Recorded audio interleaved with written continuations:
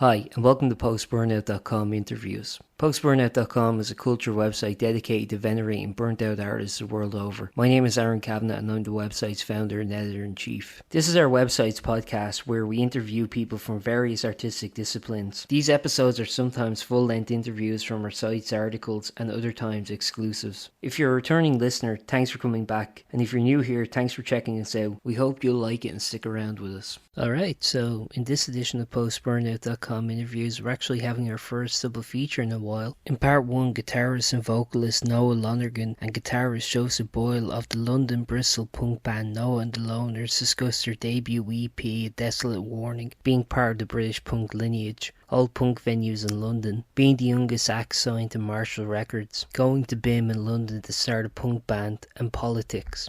In part 2, we talk with the Sligo musician Stephen Gormley. He is professionally known as Moon Looks On. Stephen talks to us about his career, starting Moon Looks On while attending BIMM in Dublin, his latest single Goodbye Polar Bear, his upcoming album Way Out West, working with acclaimed musician and producer Bill Shanley on the record, going from playing Glastonbury to working at Harvey Norman during the pandemic, and more. If there's a theme linking these two interviews, it's, BIMM, I guess. Also, I want to say at the beginning of the Moon Looks On interview, I asked Stephen if he got his stolen gear back. For those interested, he did in fact get it back, so yeah, that's good news. What's your name? Aaron. Nice to meet you, Aaron. I'm Noah. I'm Joseph. Nice to meet both of you guys. The first thing I wanted to talk about quite simply was actually just how did this project kind of start? I know, Noah, you and Amber had been in a band since, you knew each other since you were kids, right? But yeah, you were in a project called Polarized Eyes. Is that correct? Yeah, Polarized Eyes. Yeah. And then where did this band kind of come from after that then? Yeah, so me and Amber were in Polarized Eyes from when we were like 12 until 17. And that kind of fell apart when everyone started talking about where they wanted to go to uni and what they wanted to do. And the other two who were in the band with us decided that they wanted to go off and do like proper jobs. So they're doing like engineering and like biochemistry now. And then at the time I was at music school at BIMM in London, doing a diploma in songwriting, and I kind of just like stood up in class and was like, I need a drummer and a guitarist. and Noah and Joseph were the only people to volunteer, so I kind of got stuck with them. So that's how Noah and the Loners sort of came about. Like, we just didn't want it to stop, and Marshall were on my case about forming a new band. So this happened and couldn't be happier with it, really. Yeah. I think that's like really interesting because obviously you guys are like such like a young band, and it seems like it just like really hit the ground running. I mean, like what year would it start? Was it 2022? That's what I had. But yeah, it was 2022. February 2022 was when we sort of formed. So we were like just 16? Over 2 years. No, 17. 17, yeah. Wow.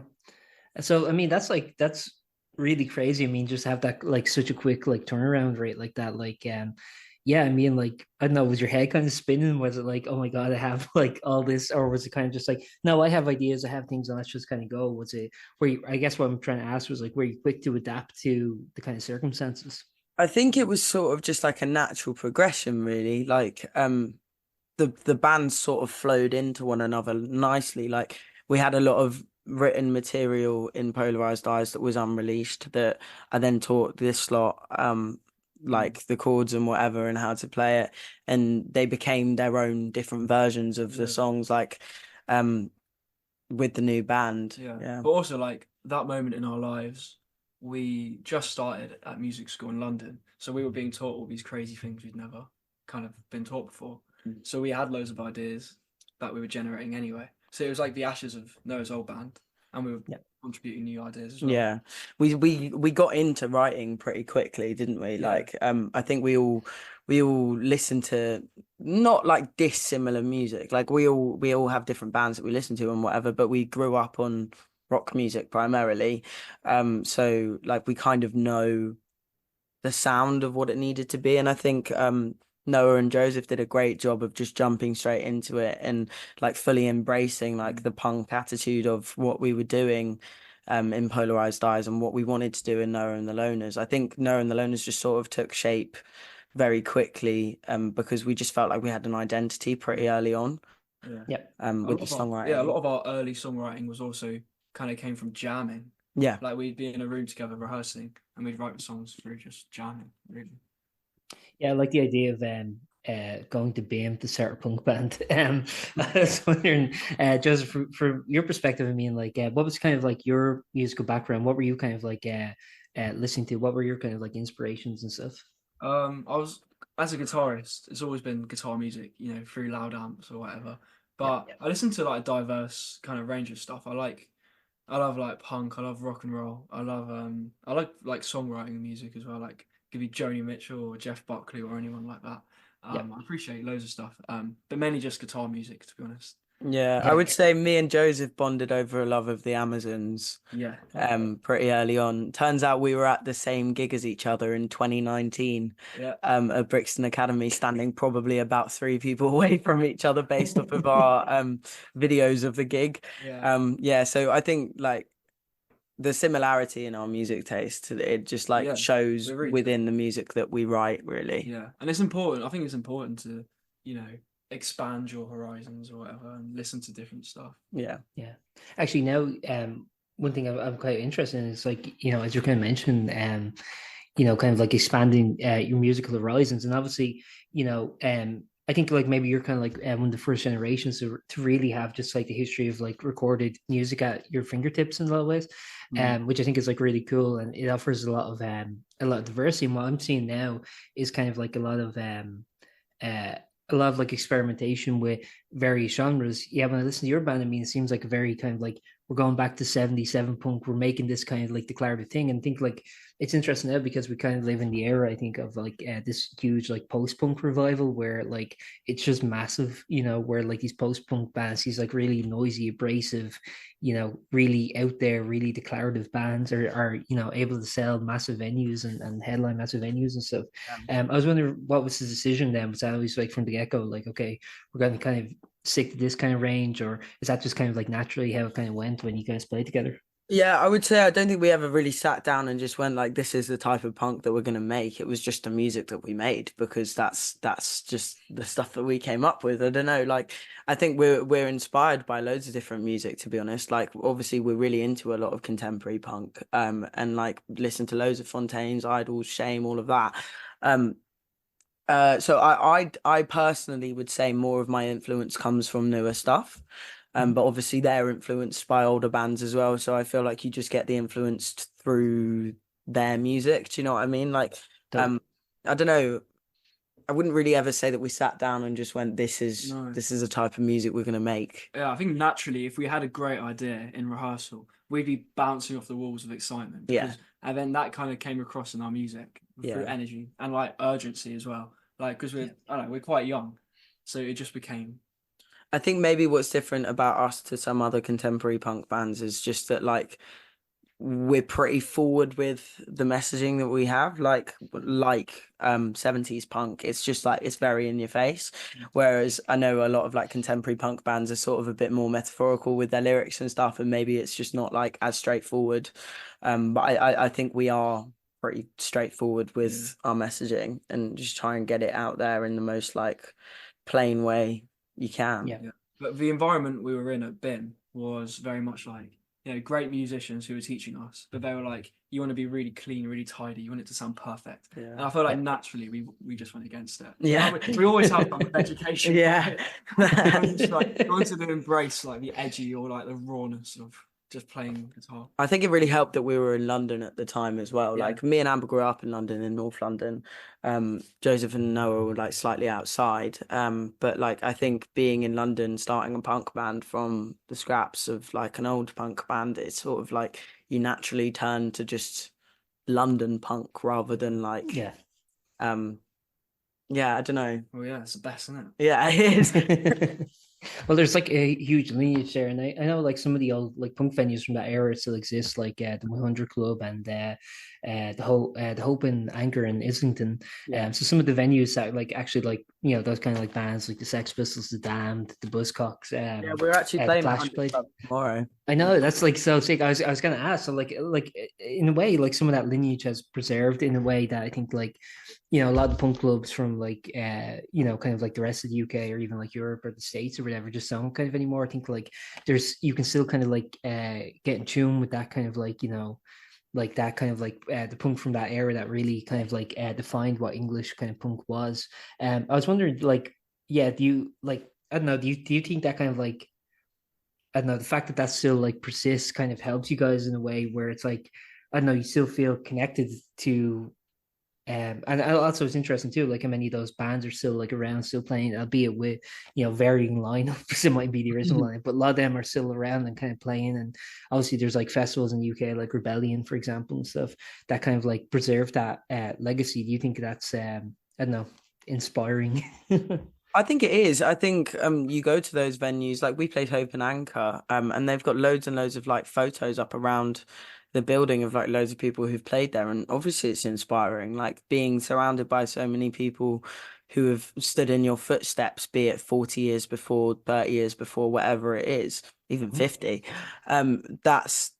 That's something that you can't really replicate in like a newer venue in a way. If you're playing a music venue that has so much history like that, I feel like you naturally play a better show, because you want to stand up to the people who have done it before you. You want to stand in their footsteps and do it well. Yeah.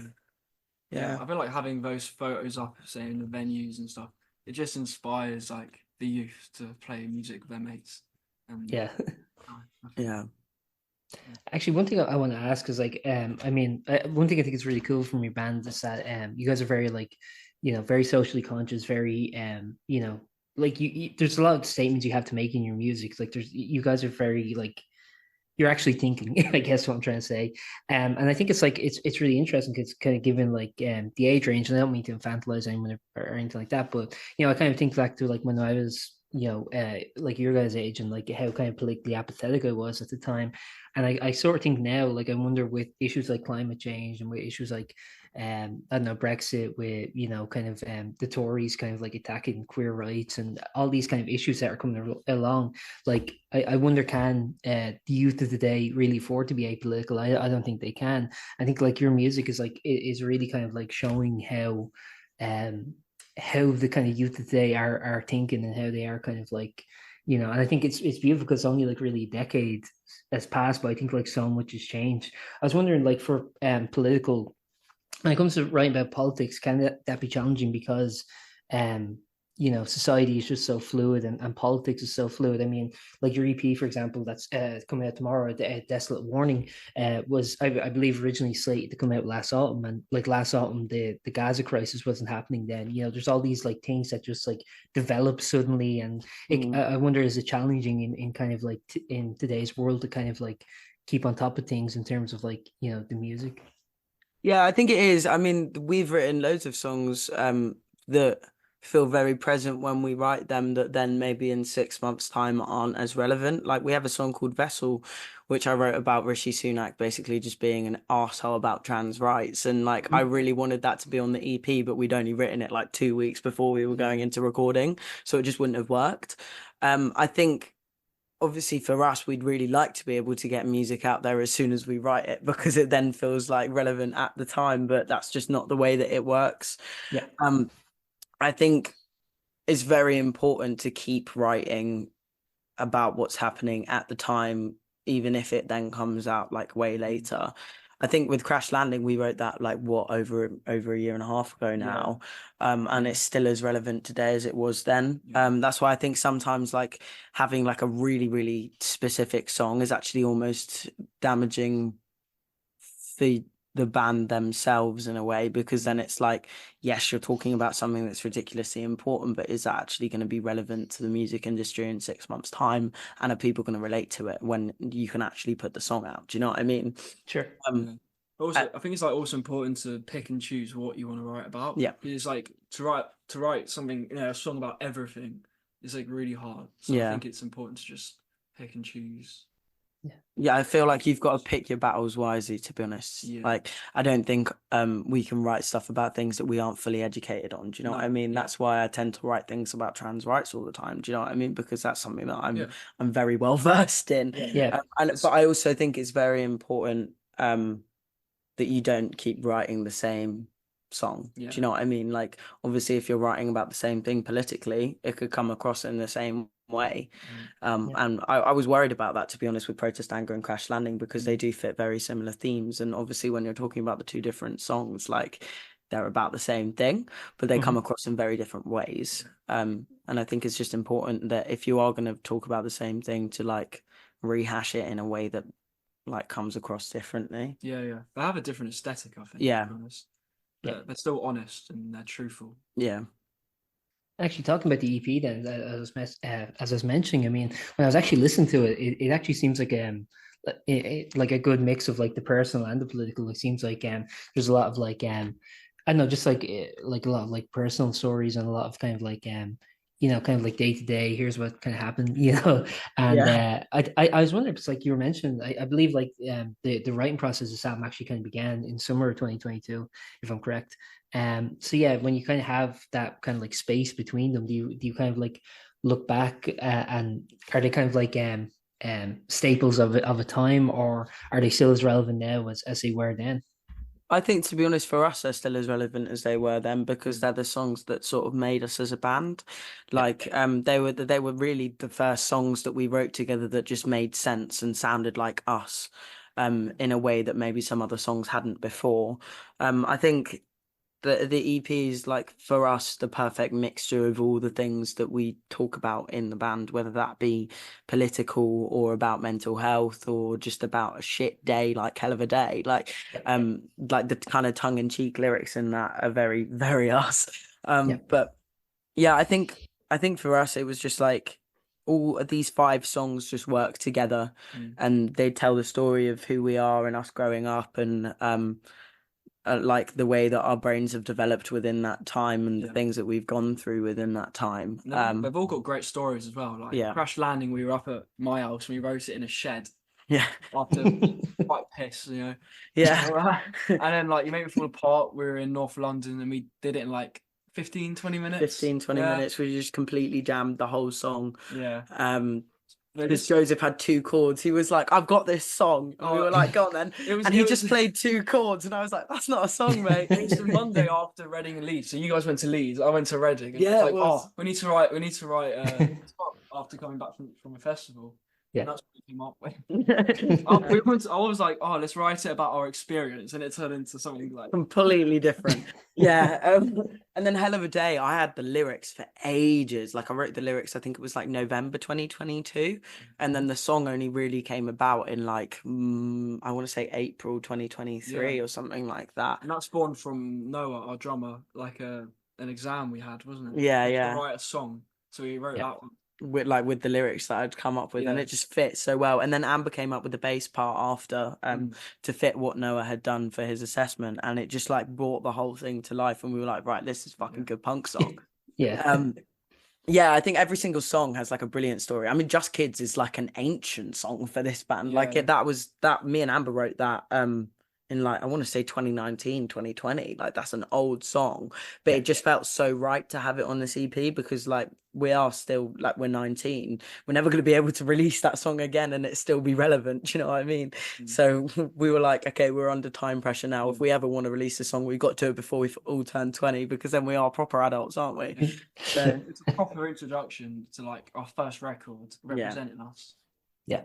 No, and I think it's a really great EP. I think I mean, I'm just going to reiterate my point. I think it's like it's really good, like just straightforward punk. And actually, one thing I like is the kind of run times of the tracks too, because like it's very pointed. It's very like when I got into punk, I was like 14, and like for me the big appeal was kind of I just had a shit attention span, so I kind of just liked how kind of condensed everything was. But as I kind of grew older, I grew to appreciate punk a lot more, in the sense that, as we kind of mentioned, like there is this tacklement of sort of the big issues of the day, whatever that may be, like nuclear war in the 80s, or whatever, like sexism in the 90s with the Riot Girl, or whatever the kind of issue was that they were tackling, but they were doing it like under 2 minutes, and it's like just condense, make your point, like get in, and it's like I really appreciate that as an art form. It's kind of like I don't know, kind of like laconic ideas or something, just expressed in this very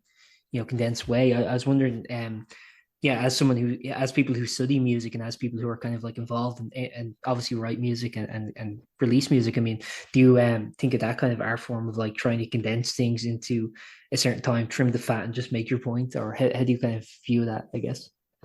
I think it entirely depends on the song. Like if you look at "You Make Me Fall Apart," that's like what, 4 minutes.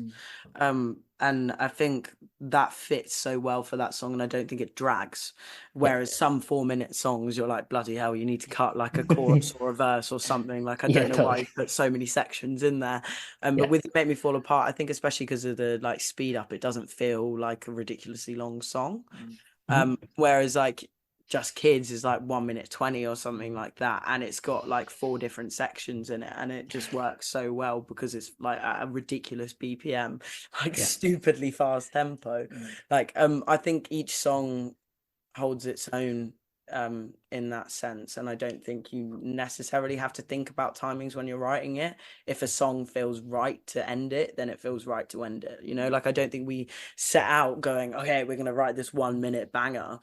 It just happens. There's like certain parts we like in songs, we want to bring it back. Say like for instance, Crash Landing, we have the riff at the start, but it's only in the intro for a short amount of time. But like it's a cool riff, so we want to put it back in the song. Then we made it into the outro, but made it like put an abbreviation on it to make it a little bit different. And we didn't have that in the song for ages. I think when we're writing the songs, there's like the first version of it, and then there will be another like 5 drafts of it after that, because we're constantly changing structure of songs all the time just to make it fit what it should actually be. I feel like you make those changes through playing them live. Like we played Crash Landing a million times in London or wherever it was, like just playing live shows, and we played it with like the worst ending you can imagine. It just dragged on. It dragged on so much, and it wasn't right. And then Joseph was like, right, this riff is good, why don't we play it more? And it just ended up coming in. It's so Hell of a Day. We did that at the end. We've got like we do like a similar thing, like a riff, don't we? When Noah shouts, fuck, it was fucking shit, I'm never fucking doing it again. Hell of a fucking day.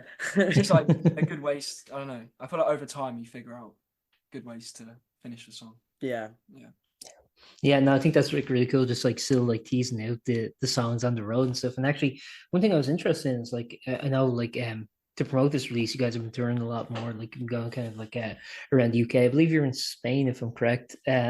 So it's like, when you kind of like leave like London and you're kind of playing to people who might be as familiar with you, or potentially new audience. I mean, is that intimidating then, or is that like more exciting because you're kind of like, oh, I get to see like new faces?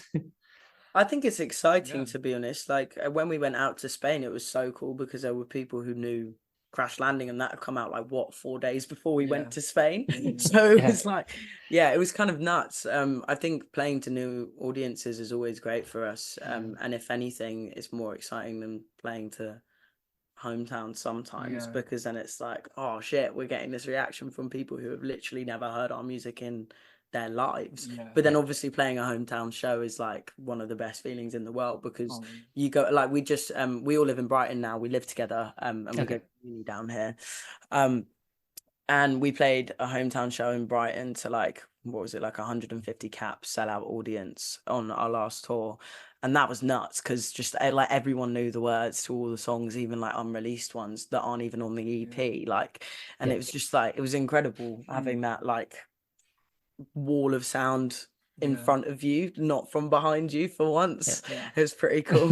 One thing I've noticed, especially with the last tour we just did, was like we're playing to people who we've never seen before, but they're singing the words. So they've been listening to us on Spotify or Apple Music, and they know what the songs sound like. So one thing going through my brain when I'm looking out there in the audience, they're singing, I'm like, we have to like represent the song and how it sounds. Which is something we've never had to do before, because our music hasn't been released. Yeah, I think that's the difficult thing. You've then got the pressure of like actually having to replicate the record to like a good standard. That's what they expect. People know it and they expect it. Like when we go and see a band, we want to hear the songs they have released. Yeah, and if it sounds shit, you'll be able to tell. You're like, oh, it doesn't sound as good as the record though, does it? But now we're in. You know what I mean? Yeah, it's crazy. It's actually a good point. I've not thought about that. Yeah, but I think one thing we have. What I'm happy about with the EP, we've managed to pack in all the energy from our live shows. Yeah. Yep. But if you come and see us live, it is a different experience because we have even more energy, I would say. Yeah, I think we do as well. Like live, it just comes across very differently in terms of like we're not trying to make everything perfect. I would much prefer to give off loads of energy in a live show and play a bit shit than play perfectly and it be boring to watch. Because the whole point of people coming to watch you is that they want to watch something good, not hear something brilliant. Do you know what I mean? They can hear stuff that's great by listening to the record at home, you know? Like, I think the way that we represent ourselves live is more just about like the actual performance rather than the songs. Yeah. So to be able to record the songs and have them in a polished way is really great for us with the EP. One final thing I'd like to tackle is, obviously you guys are like, I think the youngest act to be signed to Marshall. It's great, like roster, great lineup. And I know there's this kind of like almost sort of familiar relations they have where it's like, kind of supporting the acts and kind of bringing them on tours, like package tours and kind of like, kind of consolidating. How do you find like your career? Well, I guess like, you guys have been on it for so long, but how do you find kind of like being on Marshall kind of like differs to say if you're like an unsigned band or how do you find it kind of helps, I guess? Well, Noah and the Loners itself has only ever been signed to Marshall. Like we've never been independent, but like I would say compared to like when we did it with Polarized Eyes, like it does feel very different in terms of like you've got the financial support behind you and you've got like a team who are there purely to support you in your goals. I think that's something that's so refreshing to have as a young band, and we're very, very lucky to have it, especially with a label who have like the brand like Marshall. Like we get such good kit behind us, like in terms of like a drum kit and amps and stuff. Like that's something that we would never get if we weren't signed to Marshall. And just like there's certain perks to being with them that's just great. Like we get free headphones and the headphones are brilliant, like it's just fun. And I think like representing them is something that's so important for us because they've given so much to us. It's just a cool brand. Like as a musician, I don't think you'd want another band to represent. And it's got much history behind it. Like the old punk bands used to play through Marshall, so the fact that like we're now on Marshall Records is so sick. I mean it's a go-to amp for rock music. I mean that's what I'm learning now. Like it's easy to try and overcomplicate your sound. You use loads of guitar pedals. You see these guitarists with like a million pedals. And then like I'm just like trying to now. It just sounds so much better just going straight through the Marshall. Just having like the natural sound. It's brilliant. It's great. It really do you play with effects pedals or? Yeah, I do. Although quite simple, like I'll have like a reverb pedal, an octave pedal, and an overdrive. And that's pretty much it. So I don't have anything too complicated, but just like the standards. Meat and potatoes. I guess like I've sort of asked everything. I guess one final thing I'd ask, like we were kind of mentioning sort of the politics of the band, the kind of like I just want to kind of like stick on one thing and just ask like do you find like when you kind of go when you tour around, like people are kind of like receptive to the ideas now when you're on tour, like because I don't think anything you say is like particularly divisive, honestly. It's like I don't think there's but again I'm biased, right? So it's like I'm kind of like okay, I kind of already agree. So it's like but do you find like when you go around, people want to talk are actually engaged in the lyrics and want to talk about what you guys are actually singing about, and in general, like it seems like as we're kind of mentioning, like a lot of like queer people and trans people now, their lives are suddenly getting politicized just because of the nature of the government and the media, I think, in a lot of ways, where it's like I don't want to be too smug, but here in Ireland we used to be kind of like at least we're not England when it comes to like trans rights, and now we're kind of like seeing that shit here too, so we're too smug. But do you find like do you find people are kind of engaged in that level and actually want to discuss it? And actually, I think also, it still shows the kind of like importance, I think, of like queer art and queer voices in music, in every piece of art, to still be kind of just like saying, just like sticking up for people who are like marginalized. Yeah, I think it's very important within our shows that we talk about it ourselves. There's a song called Real Boys that we've been doing for bloody ages, that I wrote about like my experiences of toxic masculinity as a trans man. And then there's this new one, Vessel, which I wrote about Rishi Sunak being a cunt. Sorry, I don't know if I'm allowed to say that. I've You can said say it now. whatever you want. Okay, cool. And I think it's really important that we talk about it because it does make people feel represented. Like, we've had a lot of young queer people come to our shows who've come up to us afterwards and just said, "Look, I've not had this sort of representation. Like, there's very few trans fronted bands who are doing well in the music industry because, like, I'm not saying that we don't get the like backing, but we don't. Do you know what I mean? Like, Yeah. I think we're very lucky to be on a label who have a very diverse roster, and I think it's very important for us to keep using our voices where we can because we do have an audience now. I would also say that, like, sometimes people expect us to be queerer than we are on stage. Sure. We had an instance when we were in Manchester on our July tour where some guy came up to me afterwards and was like, "Well, I only came to see you because you were like trans fronted and I just didn't think that you were queer enough." And I was like, You can't win. I think that my queerness should be whatever I want my queerness to be. Do you know what I mean? Like, Yeah, I don't totally. think that I should have to like prove myself to you. He was suggesting that you should have like A flag on stage or something. I was like, I don't want to do that, quite frankly. Like, I'm going to talk about it in a political sense, but then at the end of the day, my identity is my identity, and I don't think I should have to prove that to anyone. Like, Yeah. I think there's sort of pros and cons to being open about it in the music industry. I mean, we've had loads of hate online on TikTok of people being really transphobic.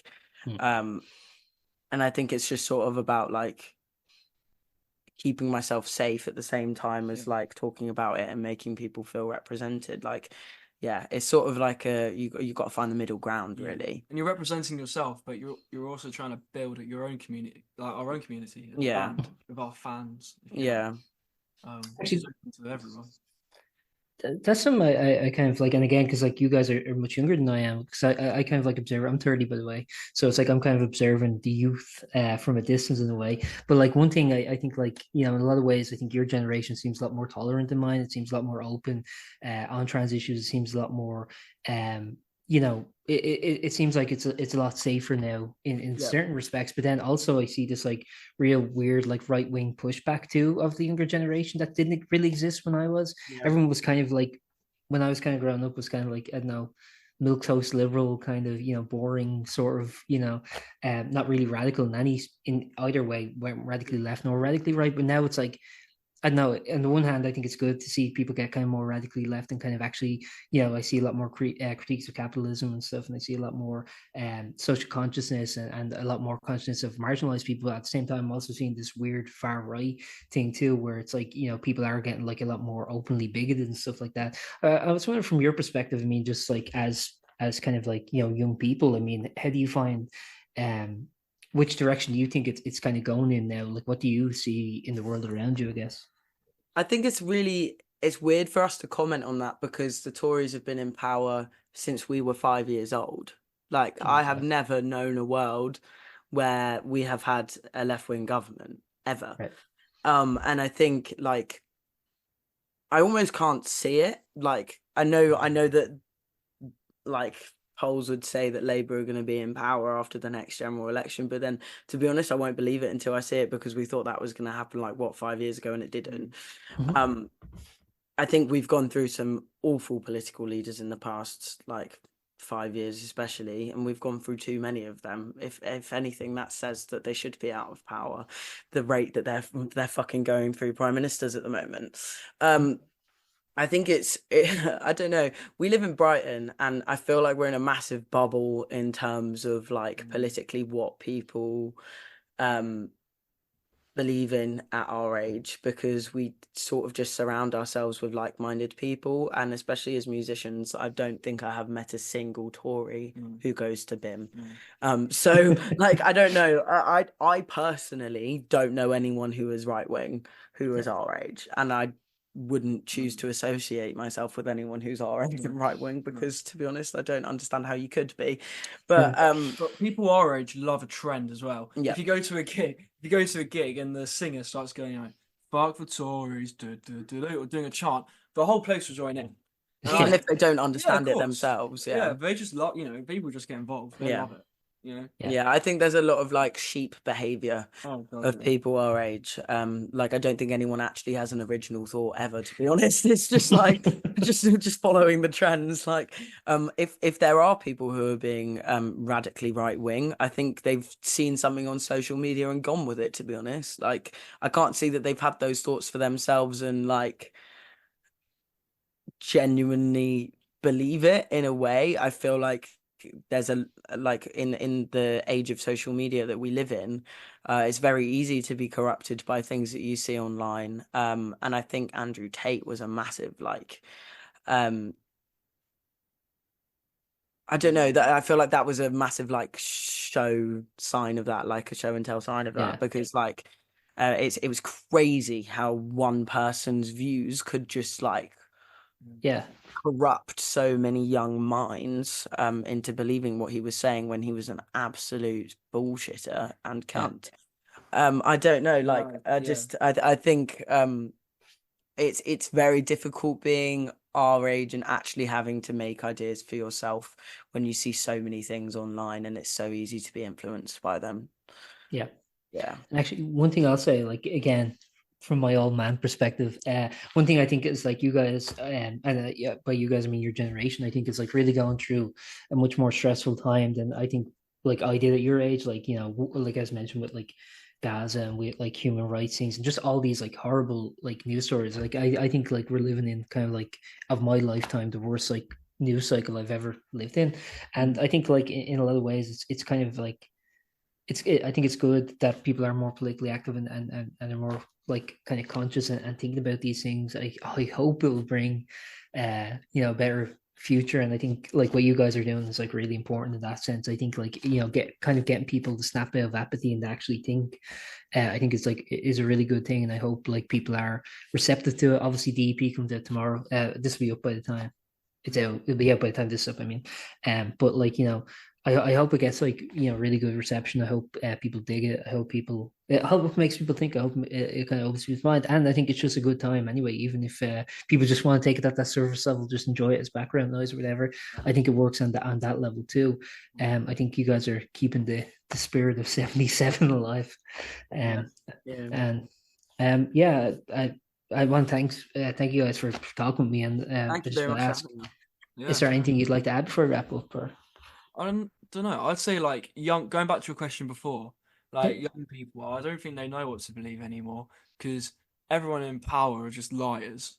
I mean, all of them are liars, and now there's a fear that we're all gonna die like too young by getting a bomb dropped on our heads. Yeah, so it's just like the crazy situation, and like you said, we've never lived in times like these in our younger life. So I think also like, as I was saying before, like most people our age would never remember having a Liberal government in power.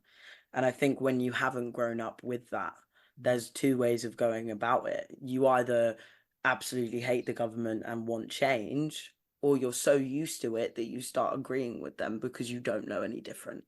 And I think that's sort of the case with people our age. They're going one way or the other. I strongly believe that everyone's going to be voting as well. I do, like younger people, especially from like just like in the music industry anyway. It's such a strong topic, especially at gigs. Like we were saying, everyone's chanting in the audience. And I just feel like it's gonna, everyone's gonna vote. I'm hoping that there's gonna be some sort of change at some point. Yeah. But then I don't know what the hell we're gonna fucking write about. We'll cross that bridge when we come to it, I guess. I don't think that's a bad position to be in, to be honest. I'd much prefer to have a government who aren't absolute assholes and not know what to write about than have to write political songs because we're really pissed off at the world. We'll start going to more football matches and losing. Right. The days, to be honest. That's going to be our route, I reckon. We'll start going against National Rail. Yeah. Thanks very much for your time, guys. And best of luck with the EP. I hope the show tomorrow, the 100 Club, goes great. Thank you very much. Must be sick to play there. And thanks very much for your time. Cheers, man. Have a good one. Great to meet you. You too. Nice to meet you too. Take care. Bye. There we go. Hi, Aaron. How's it going? Hey, Stephen. It's nice to meet you. Hey, man. What's the crack? Don't mind me. I'm just pouring a little coffee here as we speak. Grand, man. Actually, first, before you even begin, I want to ask, I saw recently, in Whelan's, there was some equipment that was getting sold, and I was wondering, is that all sorted now? Have you got it back, or is that still ongoing at the moment? It's still ongoing, brother. I don't have it back. I'm positive. Whelan's are, they have a few leads. Obviously, they have like CCTV footage and stuff like that. So I'm kind of hopeful that I will get it back. But at this moment, I don't have it back. And I purchased a new second-hand guitar just 2 days ago there just to get me through some gigs, because it's funny, you end up having like a number of instruments, you end up picking up guitars here and there, just over the years. But you always end up, for me anyway, having one guitar that's just like kind of, it works. Yeah, everything works on it. Yeah, you plug it in, it's going to work. And so that's that I did not have. I usually leave a guitar down in Sligo that I use just for when I'm up and down. And but I didn't have I had to buy something. Yeah, that's shit, man. So I'm really sorry to hear that. Like, that's awful. It's crazy thing to happen, But I would say that I always like to try and flip things on its head, and take a positive and negative. The support from people has been off the charts. It's been phenomenal. Just messages and people saying, would you like to lend a guitar, and just the amount of shares and stuff, and Twitter in particular, which I don't really use. I don't really use Twitter that much, but it went a bit mad on Twitter. It had like almost 150,000 impressions or something. Yeah, well, yeah. Well, here's open the search go as well. You mentioned there to actually talk about your career. You mentioned there that you were talking about being based between Sligo and Dublin. I know you kind of moved between two. Obviously, you're from Sligo, but you kind of moved between Dublin and Sligo. Was that for your career, or was that just life in general that was kind of bringing you between the two? It was a mixture. I left Sligo. Originally, I left Sligo. I hadn't lived there for almost 20 years prior to lockdown, and I moved back again during COVID because my family have a little cottage there that my father had done up. It was like a 120-year-old cottage on the land, and it was an old barn, and he'd done it up. And I was living in Dublin. COVID happened, paying high rent, not making any money, spending your savings. Yeah. So I just moved back there, and so I am from Sligo, and I moved back there during COVID. I ended up working in a shop because there was no music jobs at the time. No music work. I was working in like a Harvey Norman store in Sligo, and then I met my partner, Sarah. We've been together now for a few years. And so I'm up and down all the time. I started coming back up to Dublin again because for me, Dublin is where the work is. I'm busy up here. I've just finished recording an album, literally got the mixers back 2 days ago of my new album. I'm working with a producer. My record label is up here. Everything is centralized in Dublin for me. Yeah, that is kind of how it is. I mean, I know.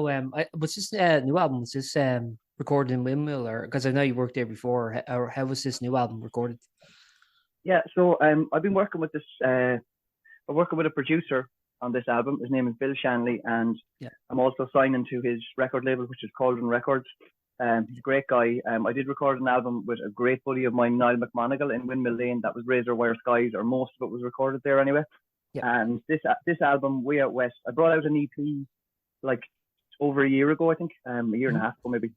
Just over a year ago. Yeah, and it was called Way Out West, and the idea with that was there was going to be 4 tracks, and then I was going to continue and record the album with Bill, still call it Way Out West, because it was almost 99%, 95% of it was written in that little cottage in Sligo. Yeah. And so I'm after recording an album. It's a 12-track album. It's called Way Out West. It will be out on the 19th of April. I'm doing a launch in Whelan's on the 20th of April. And I've been playing music for a long time, but this is actually the first fucking time that I've ever recorded one body of work all in the same place as an actual album. Yeah, actually, because Moonlooks On was like it's been around for at least a decade at this point now. Yeah, I was wondering, like, kind of, because I know you were like you were playing other acts and stuff, and I'm playing as a solo act as well. What kind of like what's the catalyst, I guess, for starting this project? Yeah, so I guess when I moved to Dublin, I'm going to say this must have been, like, I'm 41 now, so it was around when I was like 31 or 32 maybe or something. Yeah. I moved to Dublin, and I moved here for a variety of different reasons, and I started going to college in the BIMM Music College. Mm-hmm. And while I was there, I had been releasing music under the name Stephen James, and I was living on Thomas More Road in Walkinstown, and I was reading some Thomas More poetry. And yeah. I read in one of his poems, as it's called, whilst gazing on the moon's light, and the line was, as the moon looks on. So I decided to go with that as an artist name. It started out as me, then it moved on to me, myself and Laura Ryder on piano, then it was myself and Laura and Aisling and Key on violin as well. And then it grew into this 7-piece, huge, amazing band that I loved playing with. But then, you know, kind of COVID happened and different things happened. People moved to different places. Some people stopped playing. And I kind of, at one point I thought, oh, maybe I'm just going to change this now because it's not a band anymore. And then I just thought, you know what, it's still me. I'm still writing the songs. You know, I always wrote the songs and sang the songs. So I'm just sticking with Moonlooks On. So I am Moonlooks On. Yeah. Actually, and I play with different people all the time, you know, musically. Yeah, actually, I did, like, as a kind of consistent core, I was wondering, like, did you find, like, when you went to BIMM, it was good for like connections and meeting people, and how do you feel like BIMM kind of like shaped you as a musician? I mean, obviously you'd kind of been playing prior to attending there, right? Yeah. How did BIMM shape me as a musician? Many different ways. BIMM for me was amazing for connections. Just some of the connections that I got from studying on that course, I learned a lot on it, you know. I've been playing music for a good many years at that stage, and I wanted to learn more. I wanted to learn more about theory. That's really what I wanted. I wanted connections, and I wanted to learn more about the nuts and bolts of music, you know. I have like an extremely, like, when it comes to like stuff that I'm really interested in, I have an unbelievable attention span. I can just kind of lock into stuff, but generally I'm just kind of like here and there, you know. It's just the nature of myself and of my music. But in BIMM, I met some great people. Made some great connections. I met my band that I started playing with. I started recording with those guys. Don't mind my dog now; she's in here visiting as well. And I mean, I got to play in Glastonbury through BIMM. I got to play the 2003 festival through them. So I got some great opportunities, which was amazing. And then it was just, you were there and then you were gone. You just moved, you know. I guess that was it, you know. That's like really kind of like insane, like pinch-me moments. You were mentioning like Glastonbury and stuff, and like, you know, when you're kind of like in lockdown, and I remember how like stagnant the world was then, and kind of like people even like speculating, will live music even return? Do you find like having those kind of like moments under your belt, I don't know, kind of like helped in a way? Because like I know a lot of musicians were kind of like just beginning like 2018, 2019, just as lockdowns, just before the lockdowns. And it was like, oh, we're just like building momentum, and now the world is kind of shut down. Whereas like kind of, you know, if live music did cease to be, it's like you kind of had like an impressive career already, just like from those like few years, you know what I mean? Yeah. I mean, I guess like everybody else, I found lockdown tough, like really tough, you know. And I think the main reason that I found it very tough was because I could no longer make a living from music, you know. And that for me was a total fucking burnout, because I was living in Sligo. I was back living in the village where I'm from in the northwest, it was really nice to be surrounded by family and stuff. That was amazing, and to be so close to the ocean and the mountains and just the west, you know, it was just an amazing place. But I was working in a shop, and I didn't mind the job, you know. It was just like, it just wasn't the thing I wanted to do, you know. Sure. Anything that I work, it was filling a gap, you know. And you were constantly kind of reminded, like, oh God, I used to actually play music for a living, you know. Now I'm selling TVs in in Harvey Norman. Yeah. You know, and there was a great bunch of heads working in there, but like, it's not really for me working in a shop. It's not because it's not what I wanted to do. It's not where I wanted to be, you know. But you would constantly. I did find myself looking back, going like, geez, yeah, I got to do some kind of cool enough stuff. But I remember one day working in the shop saying to somebody, you know, I was just messing with something on my laptop, and people were talking about sales and stuff like that. And I was just like, oh, you know, I've done quite a bit of music stuff in my life, and I played here. And they were like, oh, where'd you play? And I was just like, oh, I actually played Glastonbury once. And they were like, here you are now selling TVs in Harvey Norman. And I was just like, oh my God. Yeah. But yeah. But that's an interesting perspective too. I mean, like in a way, because like, you know, as someone like yourself is very invested in like in poetry and is very invested in like the lyrics and kind of seem like a very thoughtful person just beyond the music. Like obviously you have to be, I think, in order to be kind of a creative who wants to also be a storyteller.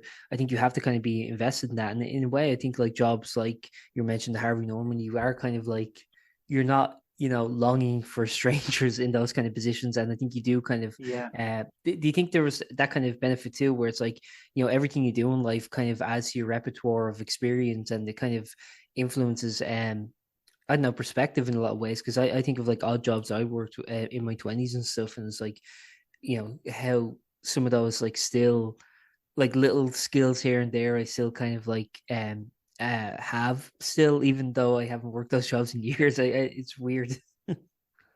100%. I mean, I guess they're what they call them, I guess, is like kind of transferable skills.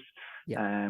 So if you're working as a musician, I mean, like most of us original musicians, you're constantly like selling the dream, you know, because you believe in the dream yourself, so you're constantly just kind of trying to get somewhere with it, you know, and to do that you have to tell other people about it and tell people how great you're doing. And there is a level of a kind of a facade, I guess, and stuff like that, because it's this constant kind of like, I'm on Instagram, this is happening, that's happening.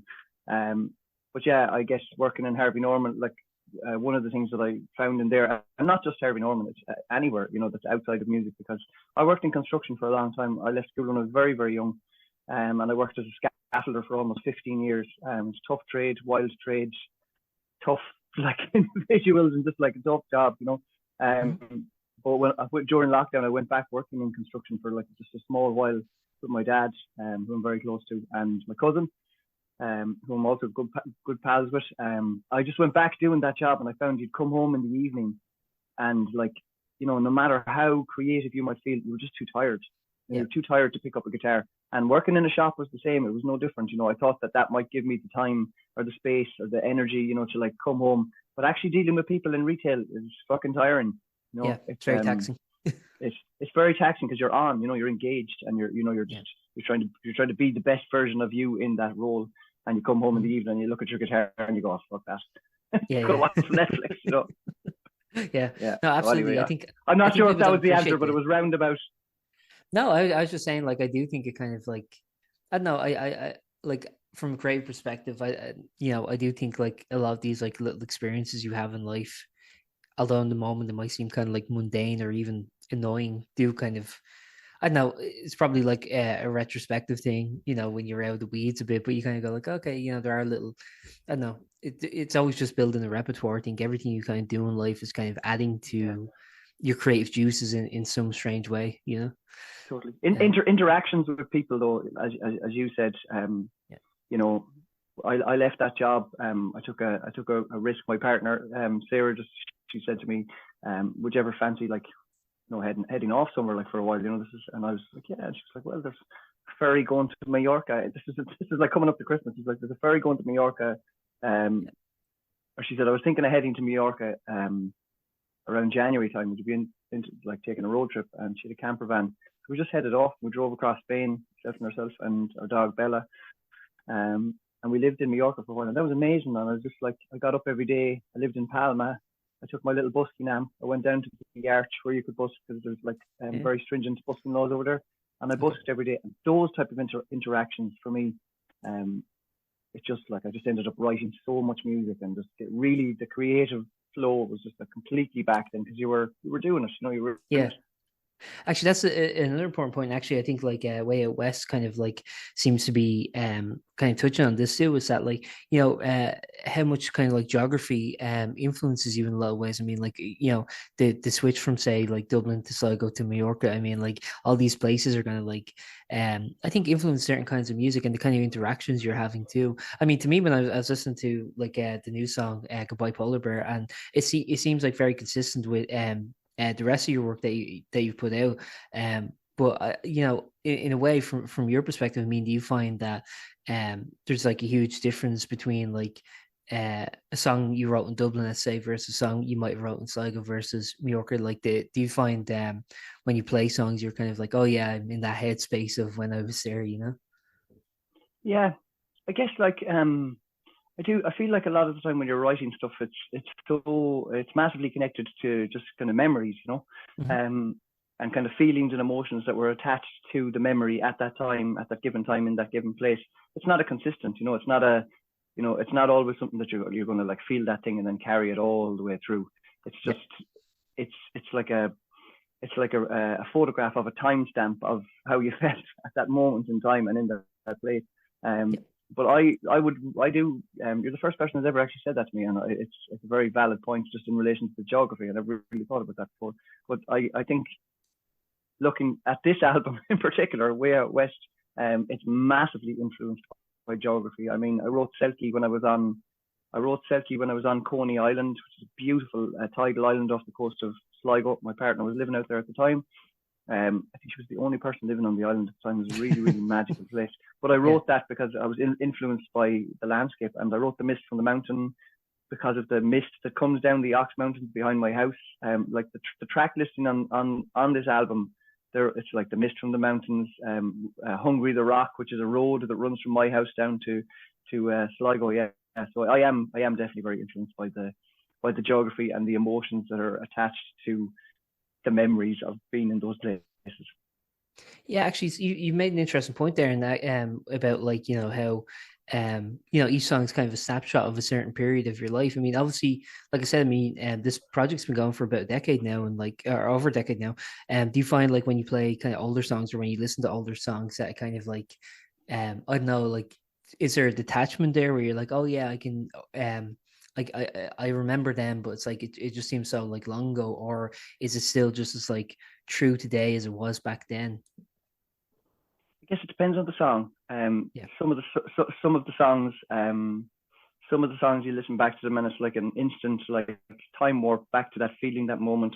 And other ones it's not. You've kind of moved on from that feeling and that emotion, and it's just a different. You're kind of looking at it retrospectively, and it's like a faded memory, or it's something that you remember. But like, I never grow tired of playing my old stuff. I do have to bloody fucking relearn some of it sometimes, because you get so used to playing it, especially in open tunings in particular, open D or open G, or not so much dadgad, because I play a lot in dadgad and drop D anyway, but in different or any kind of cross tunings or stuff like that, I'm always just like, God, I actually really need to learn that again. I'm playing in Levis in Ballydehob next Friday night with my good pal Stephen O'Dowd from Sligo, who's playing on lots of the tracks on the new record. Tim was playing mandolin also on Goodbye Polar Bear, we're both playing on, but he's the main mando player on it. But I just, he said to me, what are we playing down in Cork? And I was like, well, we're going to play the first album and the new album. And then I was like, right, I actually need to go back and learn all of them myself just to make sure I know them, And often when you go back to it, there's often like little additional instrumentation or like little tricks here and there that you like forgot you added, and you're like, wait, what? How did I do that? 100%. And your playing has evolved, so you're a lot of the time you're like you're playing in different ways. Like I wouldn't consider myself like a top guitarist by any shape or means. I tend to I like to play with really, really good musicians. I would just consider myself like pretty good at open tunings and finger picking, and I base my kind of songwriting around that type of stuff. I love Irish music, Irish traditional music, like, so I love those kind of Irish rhythms, and I kind of try and incorporate that into my guitar playing as well. So. Yeah, actually, one thing I wanted to ask then, because you were kind of like mentioned like the kind of like lineup changes over the years. Obviously, you've been playing with different different musicians. Do you find it important then when you're kind of releasing music or when you're writing music to be able to have a version of each song that you could play solo if needed, or do you find it's a case by case thing where it's like some songs you can continue live on your own if it was like a solo set, or how does that kind of like work, that kind of like thing? Yeah, no, I totally get it. So for me, that's a great question and a very important thing. All of my songs, for me personally, they have to be something that you can replicate in some shape or form on your own or as a group. So all of my songs start. I never write songs thinking like, oh, this is where this goes in and this is where that goes in. I write them for me, and as I've kind of moved on in the years through songwriting, I try to leave more spaces for like instrumentals and stuff like that, but I also play them myself, so I play kind of little melodies in the spaces where there are gaps. So yeah, all of the songs that I play, they started out as just me on the guitar, and then they grew from that. So that's so I can always just get up on stage. I'm really, really comfortable playing music on my own, because my dog Farah just there in the background, beautiful long-haired lurcher. So I do cover gigs also, like usually 3 or 4 gigs every week, and they're like 2 and 3 hour gigs, and it's just you, acoustic guitar, stomp box. That's it. There's nowhere to hide.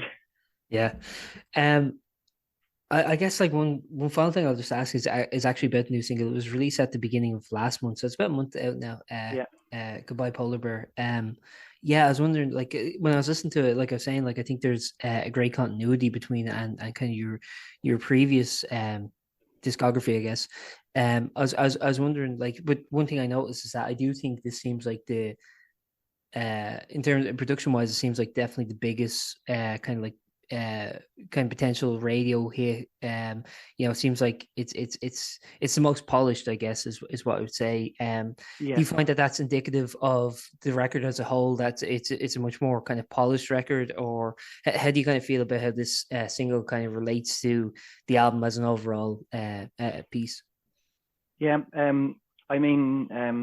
I do believe, and I think other people will when they hear it as well. I think this album is very different to anything that I've ever done, and I don't mean in relation to my songwriting. I just think in relation to, there's lots of kind of Hammond organs, and everything else that's on it is also very different to Goodbye Polar Bear, but also in that kind of polished way. And that has come really from working with Bill Shanley. Like Bill Shanley is an absolutely phenomenal musician, and he's an incredible producer, and he's just a really good guy to work with. But he is like, he's one of the best musicians I've ever played with, ever. Yeah, he has an insane pedigree, doesn't he?